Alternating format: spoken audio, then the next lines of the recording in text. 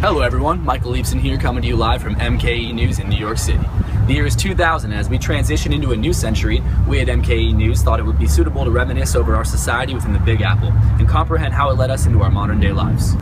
In this report, we'll be discussing the effects of New York City's most prominent and influential culture, the hip-hop culture.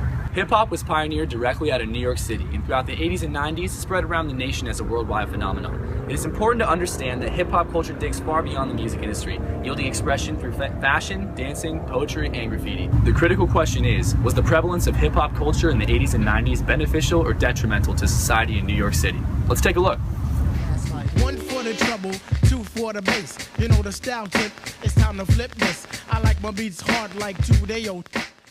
The hip-hop culture can be defined as the constantly evolving spirit and consciousness of urban youth that keeps recreating itself in a never-ending cycle. Figuratively, the movement is cannibalistic, considering it thrives by feeding off of its own ideals and advocates. It is no question that hip-hop achieved dominance within New York City society, but exactly what characteristics did the culture yield that allowed it to affect the city to such a degree? One of the culture's key components was its ability to act as an enormous outlet for all of New York City's vibrant expression. Hip-hop is entirely freedom-based with no restrictions, giving youth in New York City the ability to express themselves. This was prevalent within rap and poetry, and lyrics often contain personal anecdotes and philosophical advice. New York City's rapper Immortal Technique implements political standpoints in his lyrics, which then become absorbed through the public eye as opinionated media.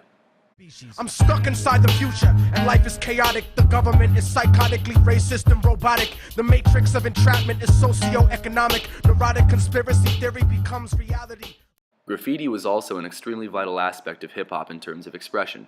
Artists would tag vacant walls in public areas so that they could convey their message to the mass audience. A common stereotype intertwined within hip-hop is its frequent association with violence. Professor Gretchen Cundiff at Elon University would agree with this association because she views hip-hop as a negative influence on the audience, considering the reoccurring references to drugs, gangs, and misogynistic scenarios.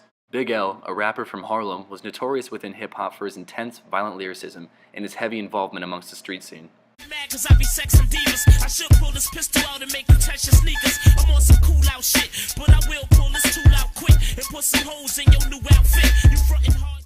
Gang involvement persisted in New York City, and in 1990, NYPD had to increase the amount of police on duty drastically. In opposition to Professor Cundiff's view on hip-hop's effect towards society, hip-hop never actually endorsed violence, yet it did advocate and promote love. Although police presence grew, crime rates began diminishing once the hip-hop culture enabled all individuals, whether struggling or not, to unite and come together with common interest. In the early 90s, crime rates dropped dramatically. Violent crime declined about 56% in the city, and property crimes tumbled about 65%. A rap group quickly emerged from New York City in 1987, calling themselves De La Soul, and they composed their lyrics based off themes of love, friendship, and affection. According to the NYC Journal of Public Health, depression rates dropped 10% throughout the 90s, as the hip-hop culture flourished and unified the city of New York, continuing to impact society even in modern day.